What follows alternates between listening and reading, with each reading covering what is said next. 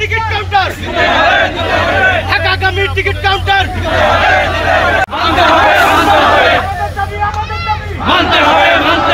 ঢাকা থেকে যে আন্তনগর ট্রেনটি বেনাপোলের উদ্দেশ্যে ছেড়ে আসে সেটা নাভারণের স্টপেজে জোর দাবি জানাচ্ছি, কারণ এটা ব্যবসা বাণিজ্য এবং সাধারণ মানুষের মূল কেন্দ্রস্থল এই নাভারণ। আমরা চাচ্ছি এখানে ট্রেনটা দাঁড়ালে অনেক ভালো হবে, সুবিধা হবে আমাদের। আমরা বেনাপোল গেলে অনেক সময় আমাদের রিটার্ন চলে আসতে হয়, আমরা ট্রেন মিস করি, যার জন্য এখানে দাঁড়ালে আমাদের অনেক সুবিধা হবে। কারণটা হলো আমাদের এখানে যে ট্রেন অন্তর্গামী ট্রেন ঢাকা থেকে আসে এখানে থামে না। এখানে আমাদের উদ্দেশ্য হলো এখানে ট্রেন থামবে এবং আমরা এখান থেকে ঢাকা যেতে পারবো সহজে, এটাই মেন কারণ। এখানে আপনাদের সয়েলটা খুব খারাপ, খুবই খারাপ, এবং একজন অস্ট্রেলিয়ান ইকোনমিস্ট ছিল, ট্রান্সপোর্ট ইকোনমিস্ট, এটা ফিজিবল হয় না প্রজেক্ট।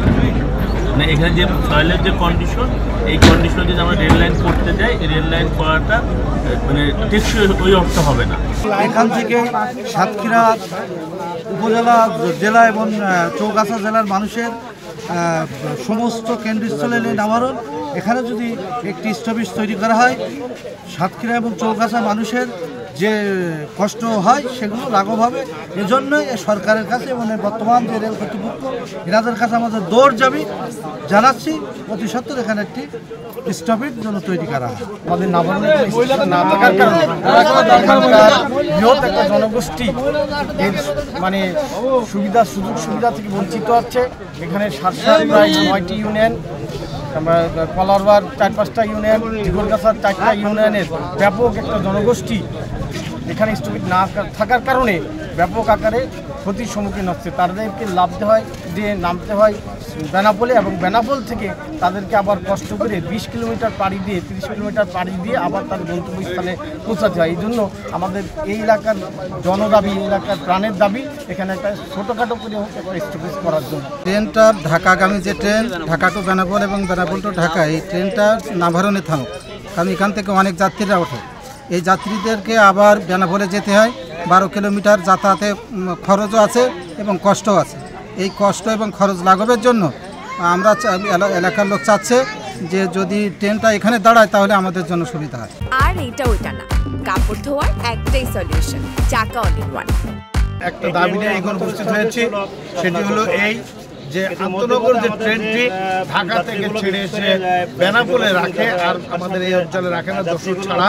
তো এটি এই অঞ্চলের মানুষের এই বেনাপোলে নেমে আবার ফিরে এসে সাতক্ষীরা এলাকার জেলার মানুষগুলোর যেমন অসুবিধা হয়, ঝিগরগাছা এলাকার 4টা ইউনিয়নের মানুষের অসুবিধা হয়, পাশাপাশি আমাদের 700 উপজেলারও 8টি ইউনিয়নের মানুষের একটা ভোগান্তি পেতে হয়। সেই কারণে আমরা এখানে একটা স্টপেজ আমরা দাবি করছি এই সরকারের কাছে এবং রেল কর্তৃপক্ষের কাছে, যে এইখানে যদি একটা স্টপেজ দেওয়া হয় তাহলে এই বৃহত্তর সাতক্ষীরা জেলা এবং আমাদের এই ঝিগরগাছার 4টি ইউনিয়নের মানুষ, আমাদের উপজেলার 8টা ইউনিয়নের মানুষের যানবাহনের যে স্বাচ্ছন্দ্য তারা বোধ করবে, কষ্ট লাঘব হবে। বিশেষ করে বয়স্ক যারা মানুষ তাদের আরও বেশি কষ্ট হয়, তাদের দিকে বিবেচনা করে, মহিলাদের দিকে বিবেচনা করে আমরা দাবি করছি যে এখানে একটা স্টপেজ আন্তনগর ট্রেনের দেয়া হোক, সেই দাবিতে আমরা এখানে উপস্থিত হয়েছি।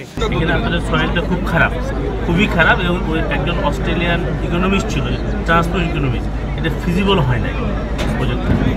মানে এখানে যে সয়েলের যে কন্ডিশন, এই কন্ডিশনে যদি আমরা রেল লাইন করতে যাই, রেল লাইন করাটা মানে টেকসই ওই অর্থ হবে না। কাজে এটা আরও আপনারা যদি দাবি একটা আপনারা মানে মানববন্ধনও করতেছেন বা দিচ্ছেন দেন, তাহলে আবার ফার্দার যদি বেটার ডিজাইন বা যদি যতখানি কস্টিং হবে, আমাদের ওইদিকে যে কস্টিংটা হয় তাতে এদিক কস্টিং অনেক বেশি আসবে।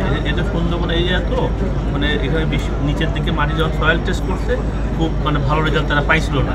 এটা সম্ভবত 2014 সাল থেকে একটা ফিজিবিলিটি স্টাডি হয়েছিল, ডিজাইন স্টাডি, এটা খুব একটা ভালো রেজাল্ট আসে না। তারপর আপনারা বলতেছেন আপনারা ওই দাবিটা দেন, আমরা ফার্দার আমাদের দাবিটা স্যার এখানে একটু দাঁড়াবে এই আর কি, 2-3 মিনিটের জন্য স্যার এখানে এখানে জাস্ট একটু 2-3 মিনিটের জন্য এখানে প্যাসেঞ্জার নামায় আমাদের এটা শত শত জনগণের প্রাণের দাবি স্যার। এটা আমাদের শুধু এইটুকু দাবি। ঠিক আছে, তাহলে আপনারা স্মারক লিপি দেন, এটা তো আমাদের মন্ত্রণালয়ের কোন লিখিত কাগজ আছে কি? দাঁড়ানোর লোকগুলো শুধু নামাই দিতে হবে। আচ্ছা আচ্ছা, লিখিত এই মুহূর্তে নেই, আমরা লিখিত আপনারা লিখিত পাঠা দিয়ে। মাস্টার সাহেব কে আছেন? জেনারেল ম্যানেজার বরাবর।